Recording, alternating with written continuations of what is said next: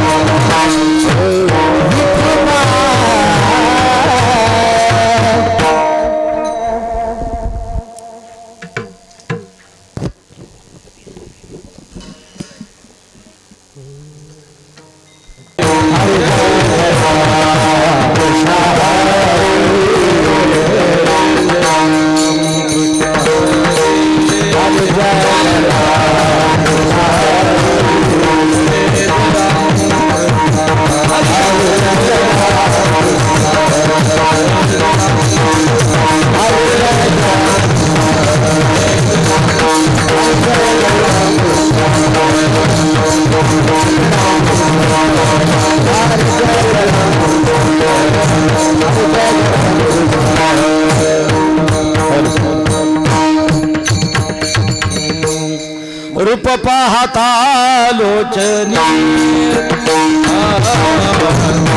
पाहता लोचनी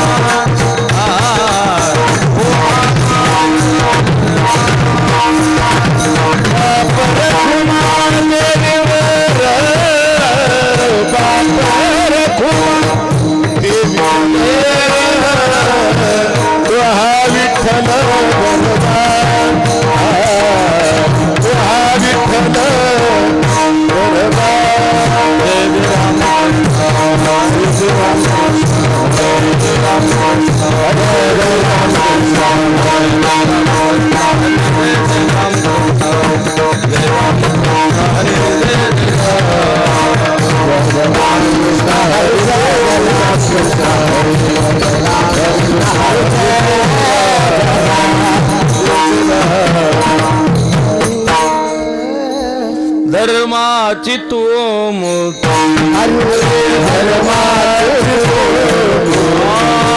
धर्माची तू पाप पुण्य तुझे हाती पाप पुण्य तुझे हाती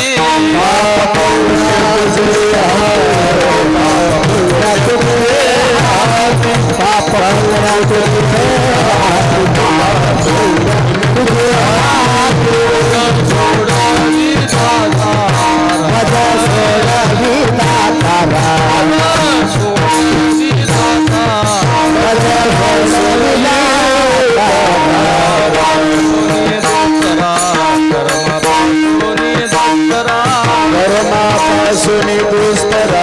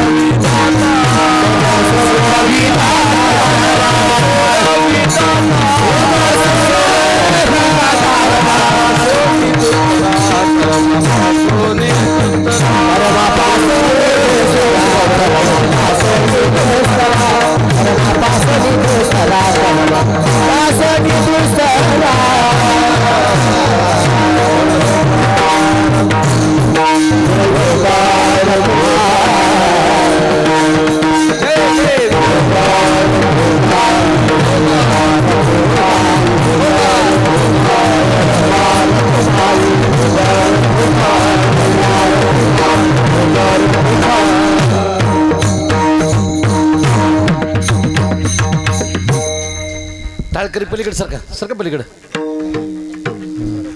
श्री हरिभक्तीपरायण आदरणीय पांडुरंग महाराज आळंदीकर, श्री हरिभक्तीपरायण आदरणीय माऊली महाराज झेंडे,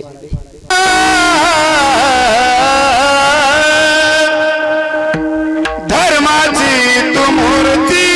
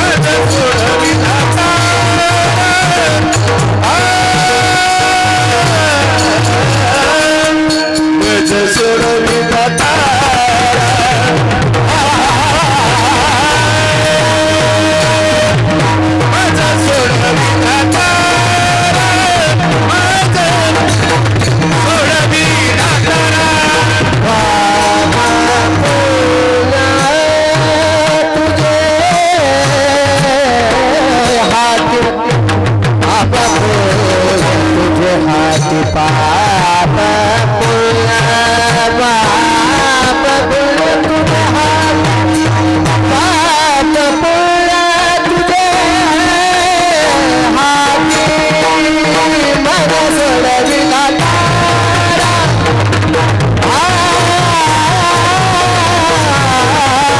मन सोडविला तारा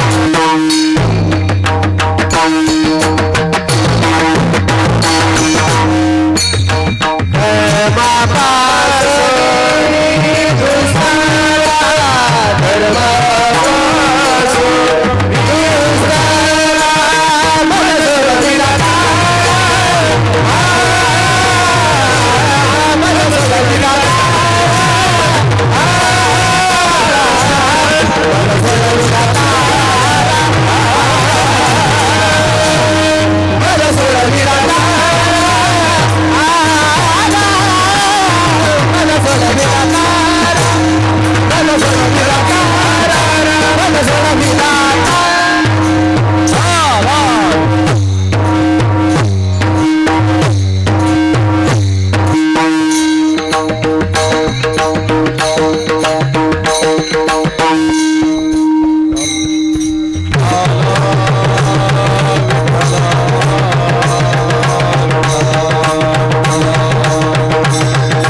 टाळी वाजवा टाळी टाळी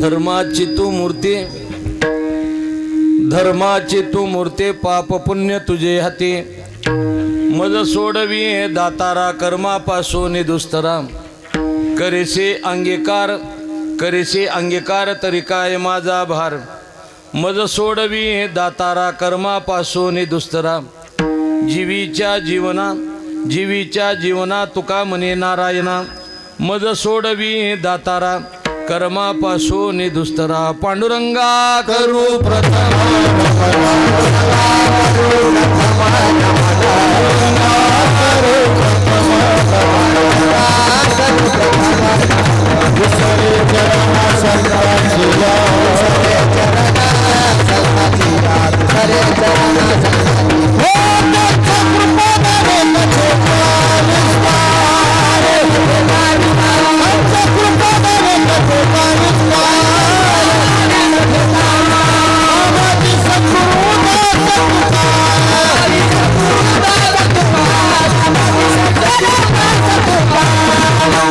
पांडुरंगा करू प्रथम नमन दुसरे चरण संतांच्या यांच्या कृपादाने कथेचा विस्तारू बाबाजी सद्गुरु दास तुकारामांचे केली स्मरण होय सकळ विद्यांचे अधिकरण तेची वंदू श्री चरण श्री गुरूंचे ते नमस्कारुनी आता काय माझी वाणी मानेल संतासे अरंदो चित्तासे आपुलिया माझी वाणी तुझे वर्णे गुणनाम ऐसे देय प्रेम काही कळा संपाद्य ज्ञानंची विदाय भक्ती मिलोके तो येन समाधिराज वैराग्यवंतम सुविचारयुक्तम नमामि जोगम शिरसा नमस्तक हे पायावरी या वारकरी संतांच्या सेवे लागी सेवक झालो सेवे लागी सेवक झालो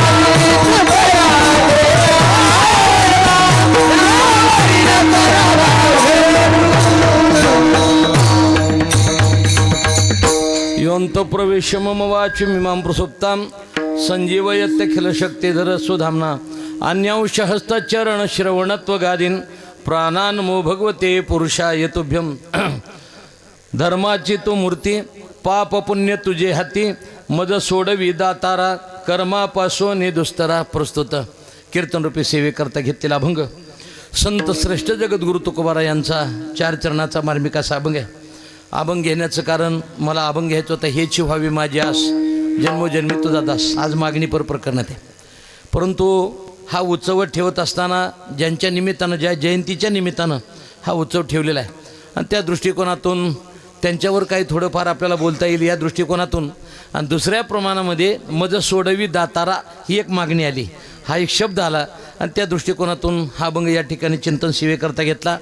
माझे सहकारी हरिभक्तपरायण आमचे दत्ता महाराज यांच्या योगानं या ठिकाणी येण्याचा योग प्राप्त झाला. मला वाटते ही एवढी सर्व माझी सहकारी मंडळी गायक वादक ही सर्व मंडळी आली याच्यामधूनच आपण ओळखायचं की माझ्या दत्ता महाराजांचं ऐश्वर्य किती आहे.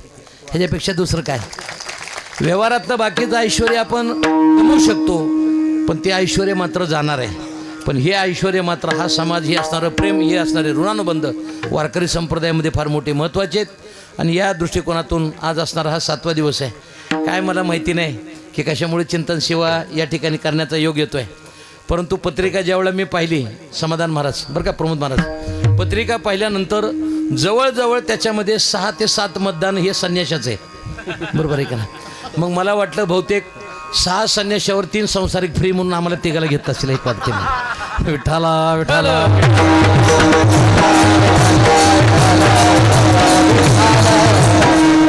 याच्यामध्ये माझे आवडते जे महात्मे आहेत मी अनेक कीर्तनामध्ये सांगतो. श्रीराम महाराज विडेकर आणि हरिभक्तपरायण भगवान महाराज वरबगावकर माझं म्हणजे हृदय आणि त्याच्यामध्ये पत्रिकेवर फोटो दिला. वारकरी संप्रदायामध्ये संन्याशाचं जीवन कसं जगावं याच्याकरता आमच्या दिनकर बाबाकडे पाहायचं आणि वारकरी संप्रदायामध्ये काय माहिती का ज्याच्याकडं पाहिल्यानंतर बोलून जाईल महाराज जरा माफी मागून बघतो. ज्याच्याकडं पाहिल्यानंतर संसार सोडून परमार्थ करावा असं वाटतं तो ओरिजिनल संन्याशी आणि ज्याच्याजवळ शेजारी बसल्यानंतर एक लग्न झाल्यानंतर दुसरं लग्न करावं वाटतं तो डुप्लिकेट संन्याशी. हा डुप्लिकेट संन्याशी वारकरी संप्रदायामध्ये विठाला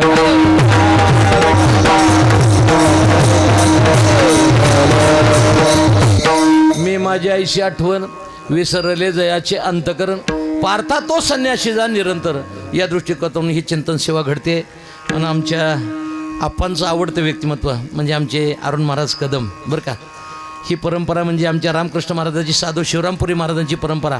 अरुण महाराजांनी पेक्षा आमचे त्यांचे वडील आदरणीय दादा मी आत्ता आल्यावर दत्ता महाराजांनी मी बोलून गेलो की आमची एक परंपरा आहे रामकृष्ण महाराजाबरोबर आम्ही दोघेजण कायम त्या ठिकाणी गाडीत असायचो. आणि एक परंपरा आप्पा गेले आणि त्या दृष्टिकोनातून तीच परंपरा चालवण्याचं काम आदरणीय माझे ज्येष्ठ गुरुबंधू भगवान महाराज आणि श्रीराम महाराज त्या ठिकाणी करतात. अभंगाला प्रतिसाद देण्याचा मी त्या ठिकाणी प्रयत्न करतो.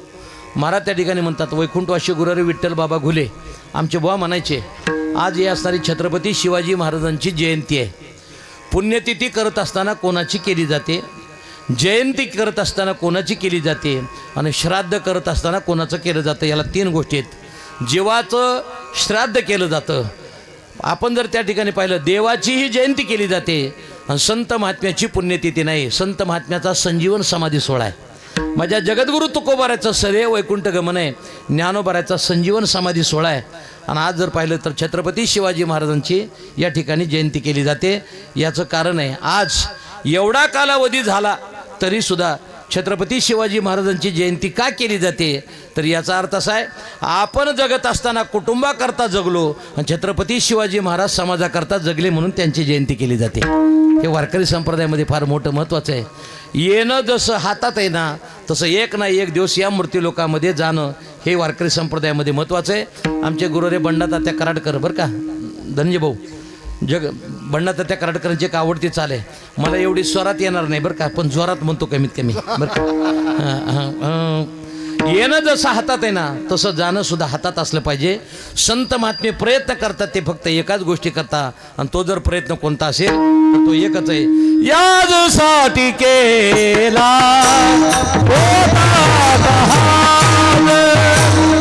याजसाठी केला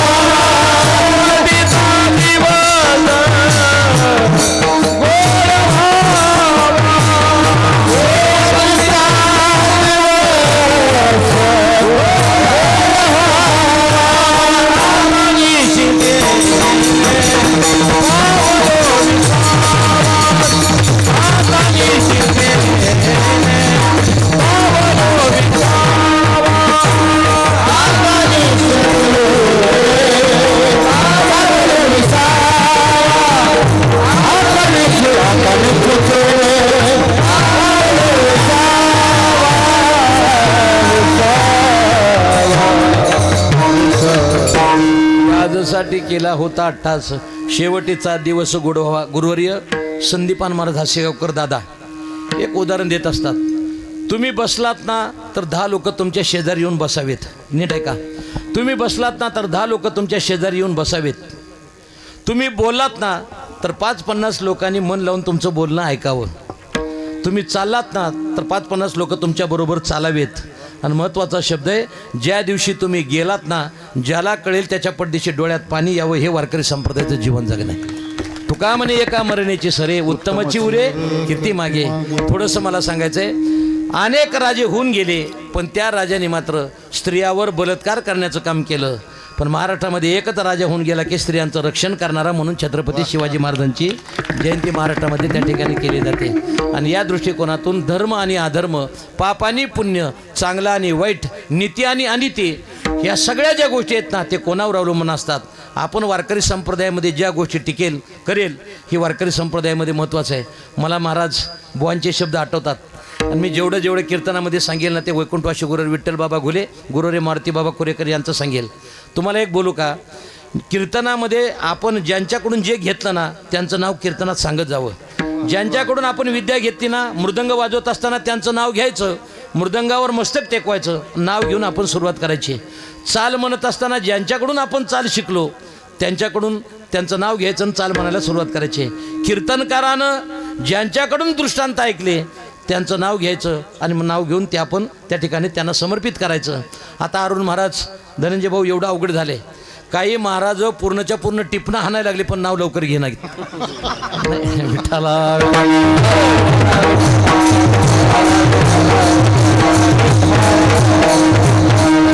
आता त्याच्या पुढे दर जाऊन सांगतो, महाराज जिथं खोकला तिथं ती खोकायला लागले, जिथं दम खाल्ला तिथं दम खायला लागले. एवढं मोठं दुर्दैव. अरे नैसर्गिक जीवन जगा ना, नैसर्गिक जीवन जगा, सुटसुटीत आणि मोकळेपणानं जीवन जगा. जा ना तुम्ही. आमच्या गुरुरे मारुती बाबाचं जीवन बघा, गुरुरे घुलेबांचं बघा, गुरुरे संदीपान महाराजांचं जीवन बघा. हे वारकरी संप्रदाय का ते जीवन जगणारी मंडळी आहेत. आता अरुण महाराज तुम्हाला जमतंय, मृदंगाचार्यानं जॅकेट घालावं बरं का, गायनाचार्यानं घालावं, पण कीर्तनकारानं जॅकेट घालायचं नाही बरं का. जॅकेट कीर्तनकारानं नाही घालायचं, गायनाचार्य सुद्धा नाही. नाही असू द्या, कारण अजून त्यांच्याबरोबर जायचंय मला, म्हणून थांबायचं जरा थोडं. विठ्ठला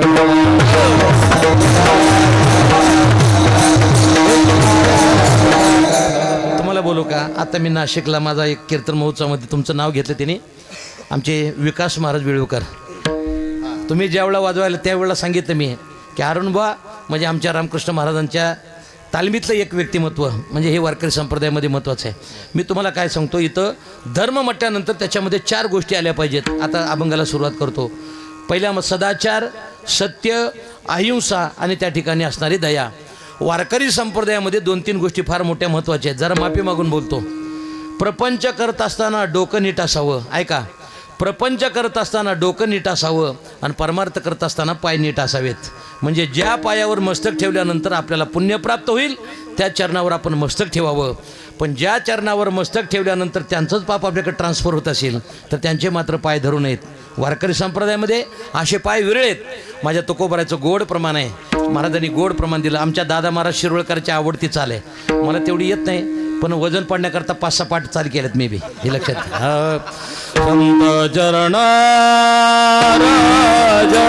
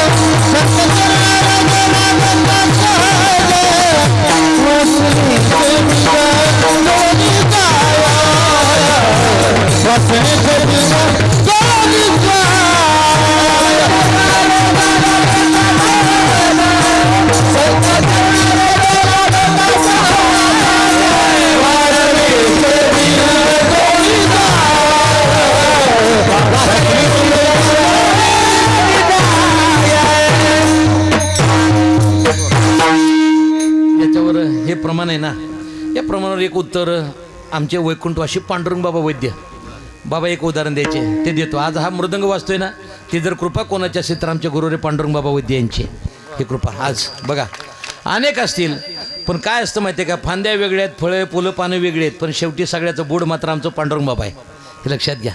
अनेक विद्यार्थी शिक्षण घेऊन गेले, परंतु शेवटी तिथे सुरुवात मात्र आमच्या गुरुरे पांडुरंग बाबापासून आहे. आमच्या महाराजांनी त्या ठिकाणी प्रमाण म्हणलं, त्याचं उत्तर देतो. ते उत्तर दिल्याशिवाय मला समाधान होणार नाही. काय झालं माहिती आहे का समाधान महाराज, सेतू रचायला सुरुवात झाली. सेतू रचायला सुरुवात झाल्यानंतर ज्यावेळेला प्रत्येकाने एक एक दगड टाकायचा आणि टाकत असताना हनुमंतरायानं मोठमोठे पर्वत आणायचे उचलून आणि ते त्याच्यात टाकायचे. टाकल्यानंतर परिस्थिती अशी झाली, तिथे एक खारुताई होती बरं का, त्या प्रमाणात उत्तर दे संत चरण रज त्याचं. आणि खारुताईनं काय करायचं, त्या वाळूमध्ये जायचं आणि तिथं थोडंसं लोळायचं आणि लोळल्यानंतर पुन्हा तिथं जायचं, अंग असं झटकायचं, झटकलं की ती वाळू तिथं जाऊन पडायची. याला म्हणायचं खारीचा वाटा. बोला की, याला म्हणायचं खारीचा वाटा आहे की नाही. प्रत्येकानं जर 5-5 लाख रुपये देणगी दिली तर आपल्यासारख्यानं 5,000 रुपये द्यायचे. आणि दत्ता महाराज तुम्हाला सगळ्याला विनंती आहे, कुठे गेले ते अमोल महाराज, कुठे गेले, सगळ्याला विनंती आहे. प्रमोद महाराज तुम्हाला आहे, तुम्ही माझे गुरुबंधू मंडळी सगळे, माझ्या गाडीची भीती तुम्ही अजिबात बाळगायची नाही. हे राधामाई देशमुख यांच्या परंपरेकरता गाडी, तुमच्या का भीती करता गाडी नाही माझी. माझी गाडी माझ्या करता आहे. तुम्हाला माझा हत्ती जरी असला तर तुम्हाला मात्र त्रास देणारा माझा हत्ती नाही, एवढं लक्षात ठेवा. कारण काय असतं, बऱ्याच वेळा तार जगन्नाथबाची तारीख घ्यावी कशी आपण, एवढा मोठा हत्ती आणल्यावर आहे की नाही. तो हत्ती माझ्या कामाकरता, तुम्हाला ताप देण्याकरता नाही. विचारा तुम्ही. मला प्रमोद महाराजांनी विचारलं सहज, ज्यावेळेला गोटेगावला माझी तारीख घ्यायची होती आणि त्यांनी मला म्हणले महाराज तुम्हाला किती द्यावे लागतील. मी म्हणलं 5-50 हजार रुपये द्या गरीबाला आपलं. बोला की, आता द्यायला पाहिजे की नाही, हे नाही समाधान महाराज आहे की नाही. माझ्यासारखा दारिद्र्य खालचा देशमुख तुम्हाला सापडायचा का पुन्हा. विठाला विठाला विठाला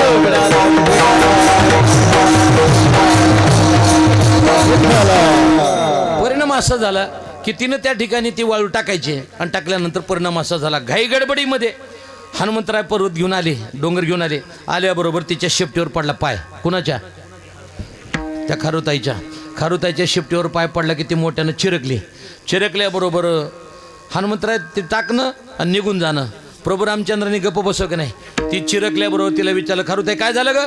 ती म्हणजे कोणीतरी माझ्या शेपटीवर पाय दिला. शेपटीवर पाय दिला म्हटल्यानंतर याने गप्प बसव की नाही.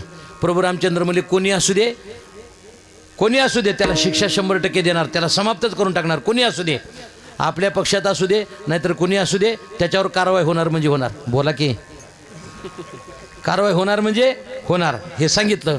मग त्यावेळेला त्याने सांगितलं खरंच का देवा. ते म्हणले खरंच का देवा, खरंच. मग ते म्हणले हनुमंतरायानं माझ्या शेपटीवर पाय दिला होता.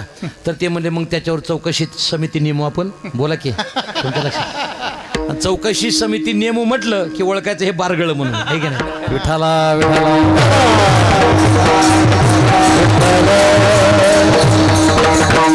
संत चरणाचं महत्त्व काय तुम्हाला मी सांगतो, म्हणजे मला समाप्त करायचं आहे.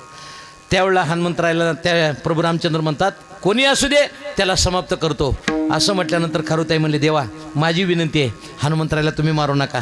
ते म्हणले का मारू नका. काय गोड उत्तर दिलं. आणि आयुष्यभर लक्षात ठेवायचं. खारुताईने सांगितलं देवा हनुमंतरायाने जर माझ्या शेपटीवर पाय दिला नसता, त्यांचे चरण जर माझ्या शेपटीवर पडले नसते तर मी चिरकले नसते. आणि मी चिरकले नसते तर तुम्ही मला भेट दिली असती का. बोला ना, तुम्ही मला भेट दिली असते का. कारण का हनुमंतरायाचेच उपकार आहेत. देवाची कृपा झाली की संत भेटतात आणि संताची कृपा झाली की देव भेटत असतो.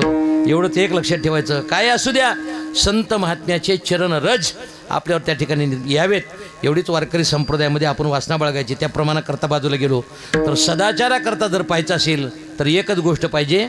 माझ्या जगद्गुरू तुकोबाराकडे सदाचार होता आणि त्यांचं जे असताना पूर्णत्व आहे ते माझ्या छत्रपती शिवाजी महाराजाकडे आलं होतं. तुम्ही म्हणाल कसं. माझ्या जगद्गुरू तुकोबाराकडे नास्तिक लोकांनी स्त्री पाठवली, पण जगद्गुरू तुकोबारांनी एकच गोष्ट सांगितली. विठाला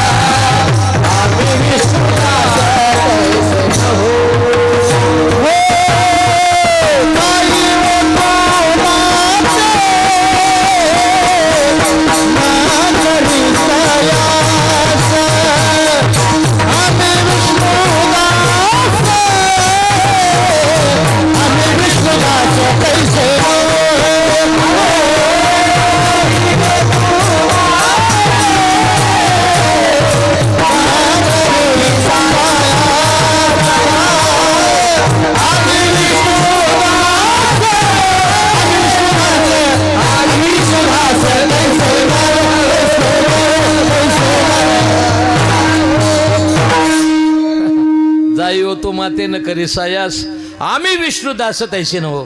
आमचे गुरुवारी रामकृष्ण महाराज वरगावकर आप्पा हे उदाहरण द्यायचे. आम्ही विष्णुदास तैसे नव. आपण जर एखाद्याला म्हटलं ना आम्ही त्यांच्यासारखे नव, मग सांगावं लागेल ना त्यांचं नाव कोणासारखे नव म्हणून सांगावं लागेल ना. हां आम्ही त्यांच्यासारखे नव. बरेच लोक म्हणतात आम्ही वेगळे जरा त्यांच्यासारखे आम्ही नाहीत. मग कोणासारखे नाहीत सांगा ना. सांगा म्हटल्यानंतर सांगितलं की पराशर आणि मत्स्यगंधा दोघेजण ज्यावेळेला नावेत बसले. जरा दृष्टांत ऐकायला थोडासा जड जाणार आहे थोडा, पण सांगितल्याशिवाय पर्याय नाही. दोघेजण नावेमध्ये बसले आणि बसल्यानंतर ती पराशर मत्स्यगंधेला म्हणतात तुझ्या शरीराचा भोग घ्यावा अशी माझी इच्छा झाली. मत्स्यगंधा म्हणते या असणाऱ्या पवित्र असणाऱ्या तीर्थामध्ये ही नाव आहे आणि तीर्थामध्ये स्त्रीचा भोग घेणं हे योग्य नाही. मग काय कराल? तर त्यावेळेला त्याने सांगितलं आपल्याकडे तपश्चर्या आहे, मी काय करू शकतो. काय करणार? ही नाव आदांतरी करतो. केली का नाही? नाव त्या तीर्थावर आदांतरी केली. मग तिनं काय केलं? काहीतरी अडचण निर्माण करावी. मग ती म्हणू लागली दिवस आहे, दिवसा स्त्रीचा भोग घेणं योग्य नाही. मग ते म्हणले मी रात्र करतो. बोला ना किती गोड उदाहरण आहे. ज्याला नाव आदांतरी तपश्चर्याने करता आली, ज्याला दिवसाची रात्र करता आली पण त्याला काम आवरता आलं नाही. वारकरी संप्रदायामध्ये महत्त्वाचं काय हे तुम्ही ब्रह्मज्ञानाचं झाड किती उभा करता याला फार मोठी किंमत नाही, तुम्ही आचरण शुद्ध जीवन किती जगता हे वारकरी संप्रदायामध्ये महत्त्वाचं आहे. आमच्या गुरुवारी आप्पाची गाडी जर वरबगाव संस्थानहून बाहेर निघाली तर लोकांना दर्शन नाही झालं तर टायरचे पडलेले वन येतात त्याची माती लोक कपाळाला लावायचे. इतकं शुद्ध जीवन आमच्या आप्पांनी त्या ठिकाणी जगलं. आज आपण जर पाहतो की काही मंडळी निघून गेली पण त्यांच्या आठवणी मात्र कायम वारकरी संप्रदायामध्ये टिकून राहतील, हे महत्त्वाचं आहे. मी काय सांगत होतो, जगद्गुरू तुकोबाराकडे स्त्री पाठवली, तुकोबारांनी त्या स्त्रीला परत पाठवलं. त्याच जगद्गुरू तुकोबाराचे संस्कार माझ्या छत्रपती शिवाजी महाराजावर झाले आणि कल्याणच्या सुभेदाराची सून ज्यावेळेला मावळ्याने आणली, समोर ज्यावेळेला आणल्याबरोबर त्याने एकच गोष्ट सांगितली, आपल्या लेकीची किंवा बहिणीची आपण बोळवण जशी करतो त्या प्रकारानं तिला त्या ठिकाणी बोळवण करून सन्मानानं परत पाठवला. याच्याकरता छत्रपती शिवाजी महाराजांची जयंती केली जाते, हे लक्षात घ्या. वारकरी संप्रदायामध्ये महत्त्वाचं आहे आचाराची बैठक, विचाराची बैठक आणि उच्चाराची बैठक. गुरुच्या परिणाम शिष्यावर 100% जाणवला पाहिजे. आता जरा माफी मागून बोलतो, आता वरमाईच बिघडली, वराड तर अगोदरच बिघडलेलं आहे की नाही. वरमाई बिघडली म्हणजे कीर्तनकारच सांगता सांगता त्या ठिकाणी बिघडून गेले. आज वर्तमान काळामध्ये वारकरी संप्रदायामध्ये सगळ्यात मोठी खंत आहे आणि ती जर कोणती असेल, कीर्तनकार अभंगावर बोलायला तयार नाही. तुमचं काय मत आहे अरुण बा? धनंजय भाऊ? 100% कीर्तनकार अभंगावर बोलायला तयार नाही. बरेच कीर्तनकार संजय गांधी निराधारमध्ये गेलेत. बोला ना, म्हणजे आधारच नाही कशाचा, प्रमाणाचा आधार नाही. अरे बांधकाम जर करायचं असेल तर बांधकाम करत असताना पहिल्यांदा तिथं खडी आणून टाकावं लागते, वाळू आणून टाकावं लागतं, सिमेंट आणून टाकावं लागतं, लोखंड आणून टाकावं लागतं, नंतर आपण मिस्त्रीला बोलावं लागतं.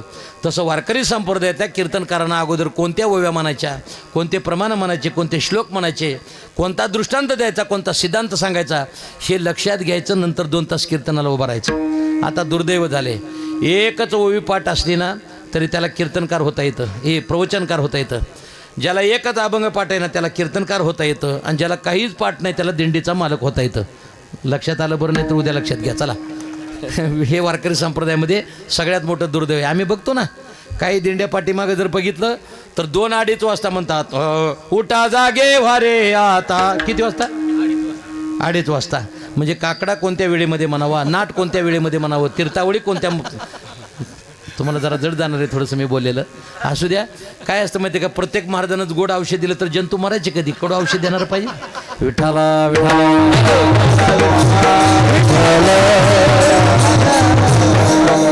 मी बोललेलं दत्ता महाराज थोडंसं जड जाणार आहे. का जाणार आहे?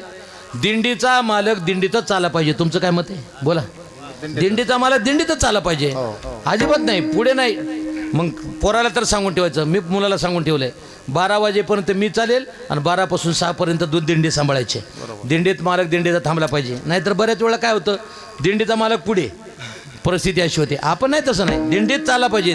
दिंडीत भजन जेवढं करेल तेवढं त्याचा परिणाम झाल्याशिवाय राहत नाही. पहिला मी सांगितलं सदाचार म्हणजे छत्रपती शिवाजी महाराजांकडे सदाचार होता, जगद्गुरू तुकोबाराकडे सदाचार होता. एक उदाहरण मी सांगतो. आज स्वामी विवेकानंद ज्यावेळेला धर्म परिषदेकरता शिकागोला गेले आणि गेल्यानंतर तिथं ज्यावेळेला त्यांचं भाषण ऐकलं, व्याख्यान ऐकलं आणि एक स्त्री प्रसन्न झाली आणि त्याने सांगितलं महाराज तुमच्यासारखा मुलगा मला व्हावा अशी माझी इच्छा आहे. काय गोड शब्द आहे. पण स्वामी विवेकानंदांनी क्षणात त्याचं उत्तर दिलं, माझ्यासारखा मुलगा तुम्हाला व्हावा अशी जर तुमची इच्छा असेल तर मला तुमचा मुलगा समजाना ही भारतीय संस्कृती आहे. मला तुमचा मुलगा समजाना, याला म्हणायचं सदाचार आणि दुसरी गोष्ट सत्य. सत्य काय माहिती आहे का, आपल्या लोकांनी आपलं वर्णन करण्यापेक्षा विरोधी लोकांनी आपलं वर्णन केलं पाहिजे. आणि 100 वर्ष जगण्यापेक्षा 50च वर्ष जीवन जगायचं. पण ते जीवन जगताना कसं जगायचं, शिस्तीत पण मस्तीत. शिस्तीत पण मस्तीत जीवन जगायचं. कसं काय सांगा ना तुम्ही. म्हणाला कसं, ज्यावेळेला शकुनी मामाला विचारलं दुर्योधनानं की मामा माझं शरीर वज्रदेही कसं होईल, त्यावेळेला त्यांनी सांगितलं तुम्ही फक्त एक काम करा, धर्मराजाकडे जाऊन धर्मराजाला जाऊन विचारा. त्यांनी सांगितलं धर्मराजा हा विरोधक आहे आणि तो सत्य सांगेल का. ते म्हणले विरोधक जरी असेल पण सत्य बोलणार आहे. असं म्हटल्यानंतर तिथं गेले आणि त्यांनी सांगितलं तुझी आई ही महान पतिव्रता आहे आणि पतिव्रता असल्यामुळं तिच्या नजरेमध्ये दृष्टीमध्ये एवढी ताकद निर्माण झाली की तू नग्न अवस्थेमध्ये तिच्याकडे गेलाच की तिनं तुला नकशिकांत पाहिलं की त्या ठिकाणी तुझं शरीर वज्रदेह होईल. आता पुढचा कथाभाग असा सांगितला जातो, एक माळी भेटला आणि त्यानं नग्न अवस्थेमध्ये जाताना सांगितलं ही फुलाची जाळी घाला. का घाला तर नग्न अवस्थेमध्ये आईसमोर जाणं हे योग्य आहे का. मग त्याच्याकरता जाळी दिली. आईनं ज्या वेळेला ती पट्टी सोडली आणि सोडल्याबरोबर विचारलं तुला वाटेनं येताना कोणी भेटलं का. ते म्हणले एक जण भेटला. म्हणले त्यानं तुझा घात केला. बस इथं संपलं. काय झालं, तिच्या नजरेमध्ये दृष्टीमध्ये एवढी ताकद होती आणि धर्मराजा सत्य बोलणारा होता. सत्य बोले मुखे दुखवी आणि या प्रकारानं महाराज म्हणतात पहिला सदाचार, दुसरा असणारा सत्य आणि तिसरी असणारी अहिंसा. अहिंसा म्हणजे नाथ महाराजांनी त्या ठिकाणी विंचू पाण्यातून बाहेर काढायचा, पुन्हा तो विंचू पाण्यात पडायचा, पुन्हा विंचू बाहेर काढायचा, पुन्हा तो पाण्यात पडायचा. पण नाथ महाराजांनी विंचूला मारलं नाही. काही लोक म्हणले महाराज त्याला कशाला तुम्ही त्या ठिकाणी वर काढता, तो पुन्हा पुन्हा त्या नांगी मारतोय. काय महाराजांनी गोड उत्तर दिलं, अरे बाबा त्याचा नांगी मारायचा स्वभाव जर तो सोडायला तयार नसेल तर त्याच्यावर दया करायचा स्वभाव मी तरी माझा का सोडू. याचा दया करणे जे पुत्राशी तेची दासाने दाशी, सदाचार, सत्य, अहिंसा आणि शेवटी असणारी दया. जगद्गुरु तुकोबाराय त्या ठिकाणी सांगतात त्याला मारलं नाही, त्याच्यावर दया केली. जगद्गुरु तुकोबाराय म्हणतात आमच्याकडे दुसरं भांडवल कोणतं नाही. त्यांची दया भांडवल संता आपुली ममता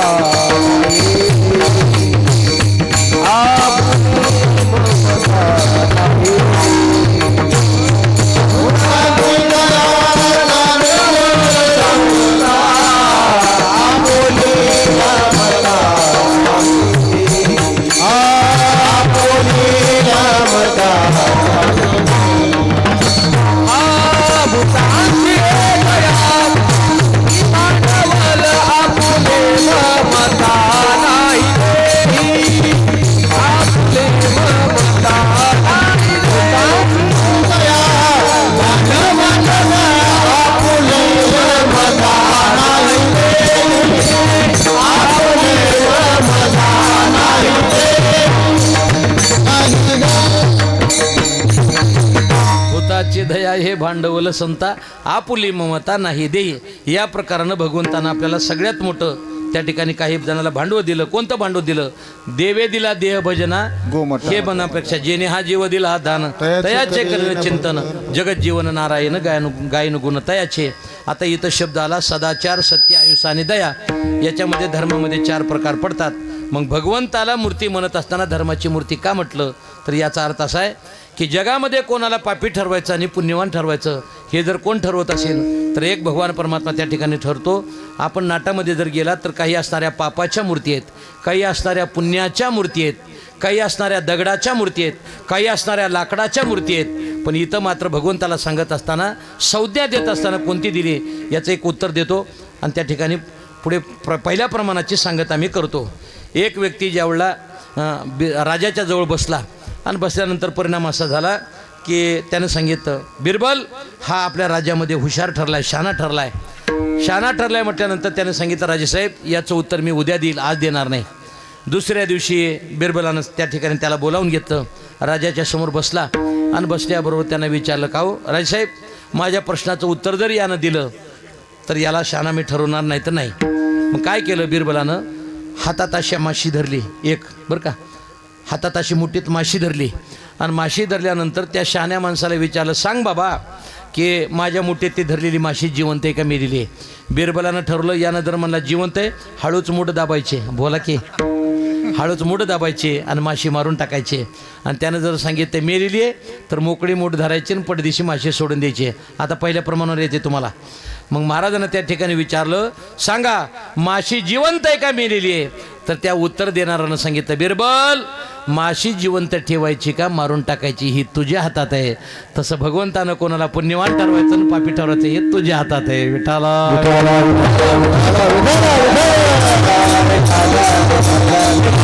धर्माची तो मोते धर्माची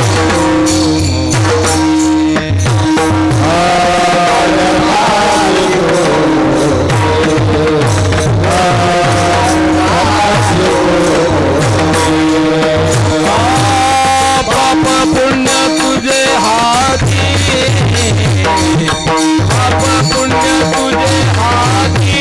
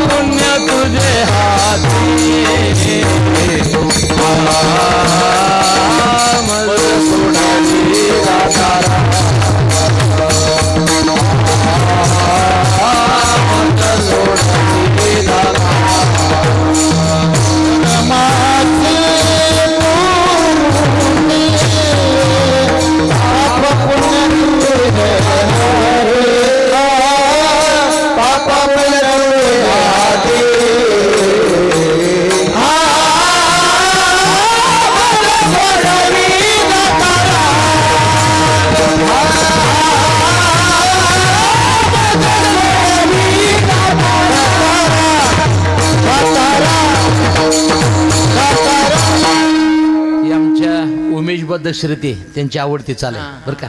हनुमंत महाराज मते बाबांचे पहिली चाल खाली झाली की दुसरी चाल वर म्हणायची बरं का. सरपंच झाला की पंचायत समितीचा सभापती, सभापती झाला की जिल्हा परिषद अध्यक्ष, जिल्हा परिषद झालं की आमदार, आमदार झाला की खासदार, नाहीतर बऱ्याच वेळेला मी पुन्हा येईल मुख्यमंत्री पुन्हा उपमुख्यमंत्री असं होतं. आलं का लक्षात? नाही तर जाऊ द्या.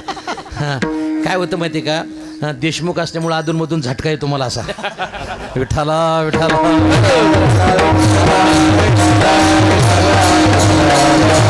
धर्माचे तो मूर्ती पाप पुण्य तुझे हाते. महाराज म्हणतात कोणाला पुण्यवान ठरवायचं आणि कोणाला पापी ठरवायचं हे मात्र तुझ्या हातात आहे. पुण्य कशाला म्हणायचं? पुण्य त्याला म्हणायचं हरिमुखे म्हणा, हरिमुखे म्हणा. पुण्याची गणना कोण करे? देवाचं नामस्मरण करणं त्याच्या योगानं पुण्य होतं. आणि पाप कशाला म्हणतात? ज्या दिवशी एखाद्या व्यक्ती म्हणेल ना की वडिलापेक्षा सुद्धा माझा अधिकार वाढला, त्या दिवशी ओळखायचं आपली घसरण व्हायला चालू झाली. एक लक्षात घ्या, आई वडिलापेक्षा कोणी मोठं होऊ शकत नाही. वडिलाचं महत्त्व वाढवणारा पुत्र असावा, बुडवणारा नसावा. वाढवी महत्त्व व शांती रूपेनो हे कोणाचा वाईट. वाढवी महत्त्व वडिलांचे. आता वर्तमान काळामध्ये पाप कशाच होतंय, मला जरा काही गोष्टी वाईट वाटतात. आई वडिलाची पुण्यतिथी करता आली तर करा, नाही केली तरी हरकत नाही.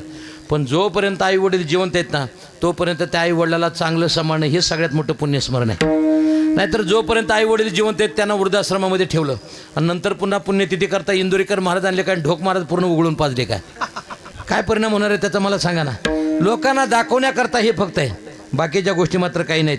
सगळ्यात मोठं जर तीर्थ कोणतं असेल तर ते मोठं तीर्थ आहे. सकळ तीर्थाची जे का माता तयासेवी शिकीर शरीर लोण केजे. या प्रकारनं सगळ्यात मोठं तीर्थ म्हणजे आई वडील आहेत आणि त्यांना सांभाळणं हे सगळ्यात मोठं पुण्य आहे. म्हणून एक असणारं पाप आणि दुसरं असणारं पुण्य.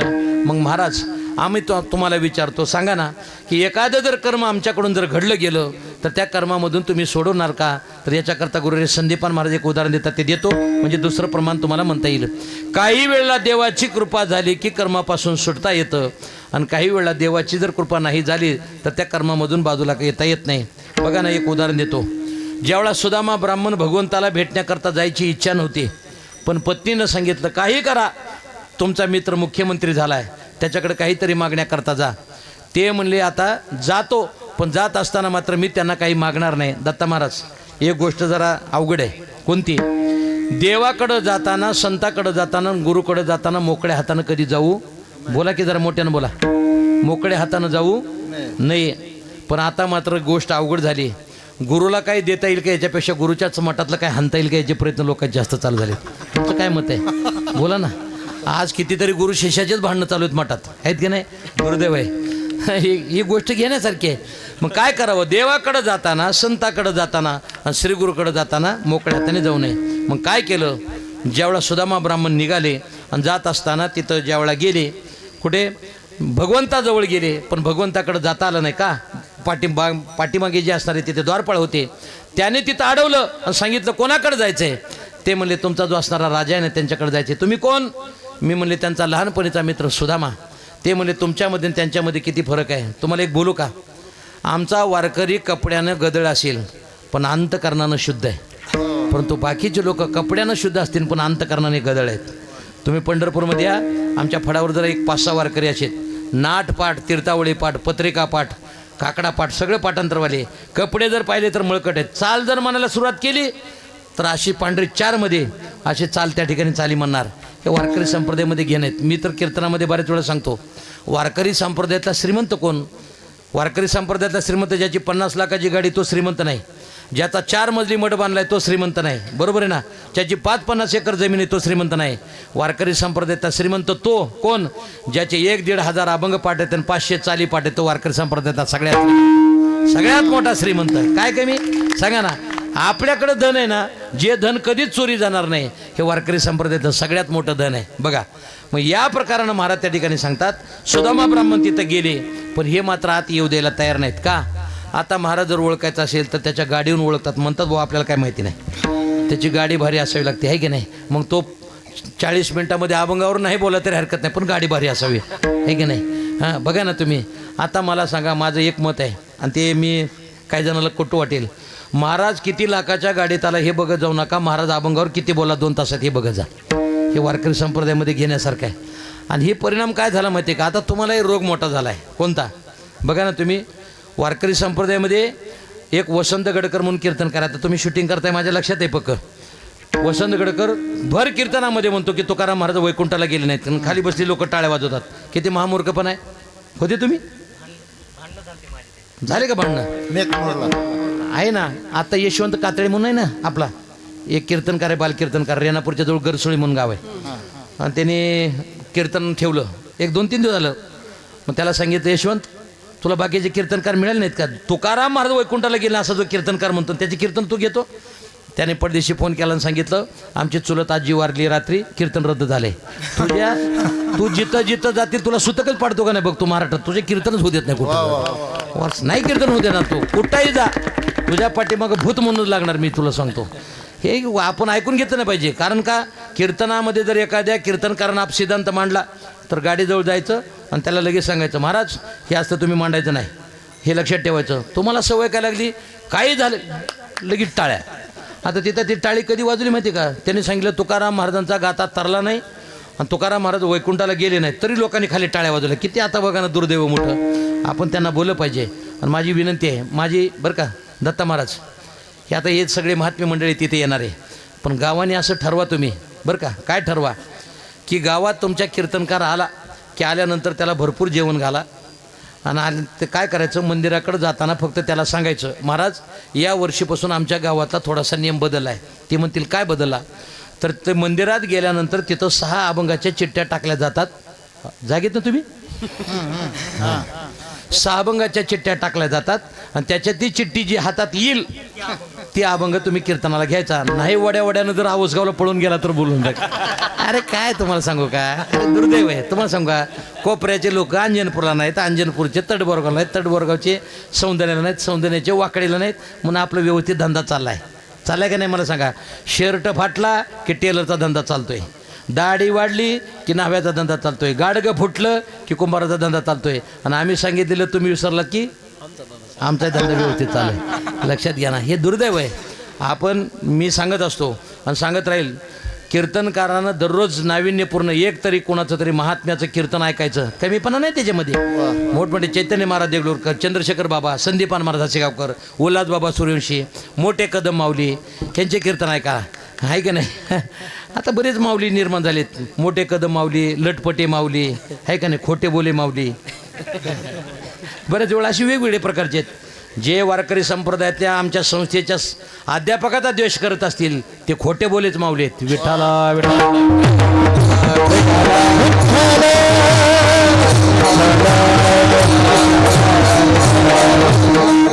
गुरुरे संदीपान महाराज हे साधं व्यक्तिमत्व नाही. वारकरी संप्रदायामध्ये ज्या व्यक्तीकडे पाहिल्यानंतर दर्शनी प्रशस्ती पुण्यपुरुष आमच्या जो संदीपान महाराजांचं महत्त्व आहे. कारण का, वारकरी संप्रदायात जोग महाराज वारकरी शिक्षण संस्थेचं 3दा अध्यक्षपद येतं म्हणजे साधी गोष्ट आहे का. अरे अध्यक्षपदामुळं संदीपान महाराजाला मोठेपणा नाही, संदीपान महाराजामुळं अध्यक्षपदाला महत्त्व आहे. हे लक्षात घ्या, अध्यक्षपदाला महत्त्व आहे. ते वारकरी संप्रदायातले जीवन जगणारी ही मंडळी आहेत. त्याच्यामुळं आपण एक गोष्ट लक्षात ठेवायची, प्रपंचात बघताना खाली बघायचं आणि परमार्थात बघताना आपल्यापेक्षा मोठ्या लोकांकडे बघायचं. हे आपल्याला घेता येईल. मग तिथं ते गेले आणि गेल्यानंतर परिणाम काय झाला, आतमध्ये यायला तयारच नाहीत, येऊ देत नाहीत. का, तुम्ही ना आमच्या राजाचे मित्र कसे, तुमच्या अंगावरची फाटलेली वस्त्र आणि हे सर्व पाहिलं. त्यावेळेला ते म्हणले, तुमच्या राजाला जाऊन फक्त एकच सांगा, तुमचा लहानपणीचा मित्र सुदामा आला हे सांगा. जर या म्हटले तर मी येतो. ज्यावेळेला आत द्वारपाल गेले आणि सांगितलं तुमचा लहानपणीचा मित्र सुदामा आला, भगवान परमात्म्यानं सिंहासन सोडलं आणि पटदिशी सुदामा ब्राह्मणाजवळ आले. आल्यानंतर आलिंगन दिलं, आलिंगन घडे मोक्ष सायुज्यता जोडे, ऐसा संतांचा महिमा झाली बोलायची सीमा. आलिंगन दिलं आणि आलिंगन दिल्यानंतर 1-2 दिवस सुदामा ब्राह्मण तिथं राहिले. गोड प्रमाणे बघा, आपल्याला प्रत्येकालाच पाठ आहे की ज्या वेळा सुदामा ब्राह्मण तिथं राहिले आणि ज्या दिवशी सुदामा ब्राह्मण सांगतात, देवा आता मला राहायचं नाही, आता मला जाऊ द्या, जाऊ द्या म्हटल्यानंतर ते निघाले. त्या दिवशी सुदामा ब्राह्मणाला स्नान घातलं आणि स्वतः भगवान परमात्म्यानं चंदनाची उटी घेतली आणि सुदामा ब्राह्मणाच्या कपाळाला लावली. त्याचं दारिद्र्य होतं, पण प्रारब्ध जे झोपलेलं होतं कर्म, ते गंध लावण्याच्या दृष्टिकोनातून त्या ठिकाणी काय केलं, उभा केलं. मला काय सांगायचं आहे, फाशीची शिक्षा झाली असेल पण कुठेही विरोधात निकाल गेला, पण राष्ट्रपतीनं जर तुमच्यावर कृपा केली तर फाशीची शिक्षा रद्द होते. तसे माझे नाथ महाराज सांगतात, देवाची कृपा झाली विठाला एका जनार्दनी भोगतार एका जनार्दनी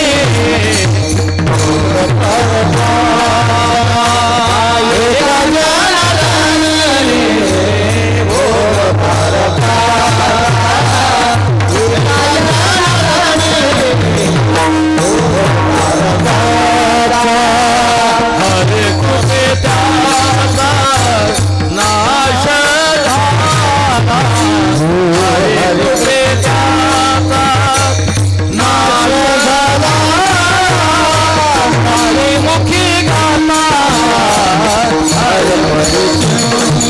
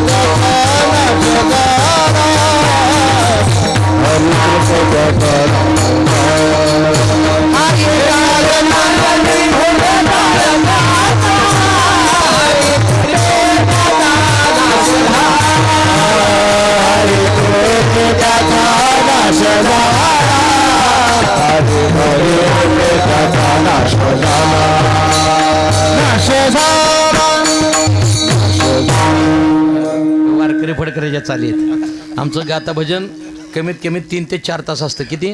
3 ते 4 तास गाता भजन. आणि आम्ही एकच सांगितलं आहे, पहिल्या प्रमाणाला झाली ना चाल की नाविन्यपूर्ण वेगवेगळ्या प्रकारच्या चाली म्हणायच्या. आम्ही ज्यावेळेला गाता भजन करतो एका अभंगाला 3-3, 4-4 चाली असतात. पहिलं प्रमाणाला ज्यावेळेला चाल म्हटली पूर्ण म्हटल्यानंतर पुन्हा द्रुपदाला वेगळी चाल म्हणायची. तुका म्हणेला वेगळी आणि लगेच पुन्हा द्रुपद म्हणताना वेगळं म्हणायचं. याची मजा वेगळी आहे. तुम्हाला सांगू का, हे भजन करताना आपण जर गात्यावरचं भजन जर वारकरी फडकऱ्यामध्ये जर केलं ना तर कीर्तनकार कधी कुठे कमी पडणार नाही. काय झाले, काही जणाला सरस्वती प्रसन्न आहे पण लक्ष्मी नाही, काही जणाला लक्ष्मी प्रसन्न आहे पण सरस्वती नाही, काही जणाला लक्ष्मी सरस्वती प्रसन्न आहे बरं का, पण ते आलेले शब्द आहेत ना ते असे फेकता येत नाहीत, है की नाही. म्हणजे आपल्या भाषेमध्ये मराठवाड्याच्या खुट्टा मारून ठेवला आहे. तुमच्या लक्षात आलं तर बरं, नाही तर जाऊ द्या. आता खोटा उपटला म्हणा. विठाला विठाला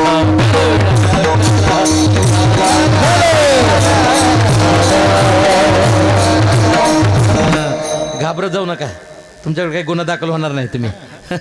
महाराज त्या ठिकाणी म्हणतात काय झालं, तिथं ज्यावेळेला त्यांच्यावर कृपा झाली आणि कृपा झाल्यानंतर त्याच्यामधून त्या ठिकाणी प्रारब्ध कर्म बदललं गेलं. मग हे माहिती होतं कोणाला, तुकोबरायला, की तुम्ही जर सुदामा ब्राह्मणाचं कर्म जर बदलू शकत असाल तर माझ्यावर सुद्धा तुम्ही कृपा करा आणि मला याच्यातून सोडवा. हे महाराज अभंगाच्या दुसऱ्या प्रमाणात सांगतात. माझं सोडवी दातारा, माझं सोडवी दातारा,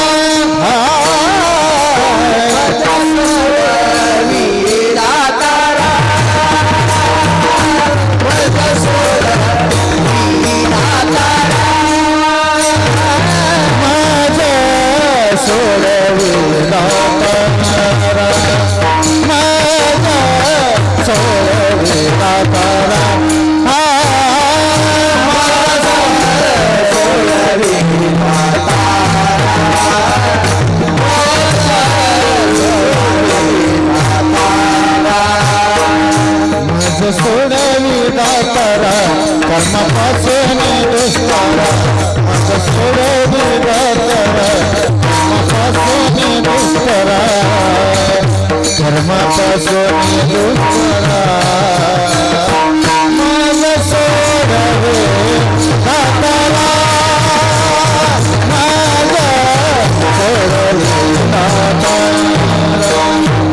माझं सोडवी दातारा, माझं सोडवी दातारा,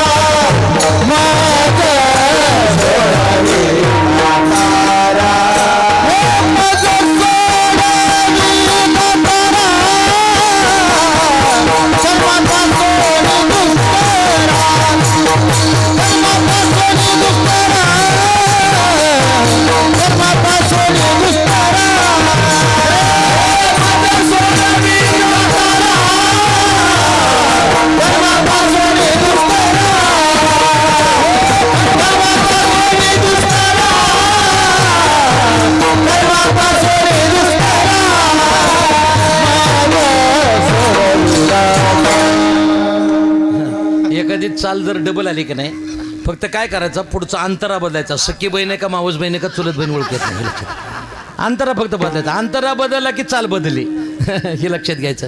ह्यांच्या नाही लक्षात येत, आपलं तिघातच फक्त सरकार चालवायचं.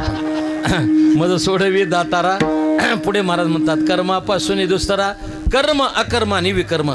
गुरुरे महाराज एक दादा एक उदाहरण देत असतात, संदीपान महाराज, ते उदाहरण देतो.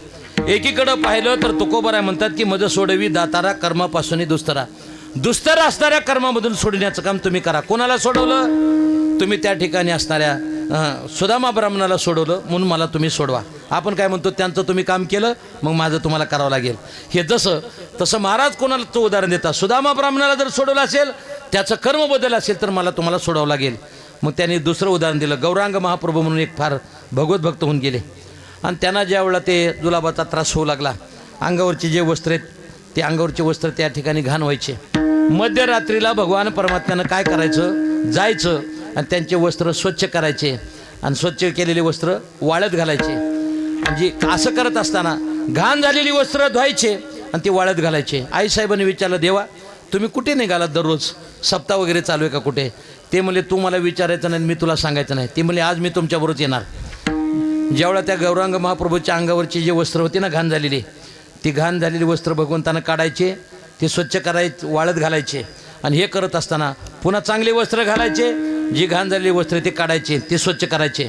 आईसाहेबांनी सांगितलं देवा एक काम करा ना, यांचे हे घाण झालेले वस्त्र धुवायचे, हे करायचे, त्याच्यापेक्षा असं करा ना, यांचा रोगच बरा करा ना. बोला की यांचा रोग बरा करा. काय देवानं गोड उत्तर दिलं, रुक्मिणी मला तुला जे कळतं ते मला कळतं असं तुला काय वाटतं? ते म्हणले एक लक्षात ठेव, मी यांचा रोग बरा करू शकतो, माझ्या हातात आहे. पण यदा कदाचित ते जर भोगायचं प्रारब्ध जर तसंच राहून गेलं तर पुढच्या जन्मामध्ये त्यांना चक्रवाढ व्याजानं भोगावं लागेल. मग काय करून त्याला भोगून संपू दे. याचा अर्थ असा आहे, एकीकडं मात्र भगवान परमात्मा भोगायला लावतो आणि एकीकडं मात्र त्याचं कर्म बदल करतो. म्हणतो को बराय म्हणतात, मद सोडवी दातारा कर्मापासून दुस्तरा. मग भगवंतानं ज्याचा अंगीकार केला, अंगीकार केल्यानंतर भगवंत त्याला त्याच्यापासून बाजूला करत नाही. अभंगाचं करीसी अंगीकार करीसी अंगीकार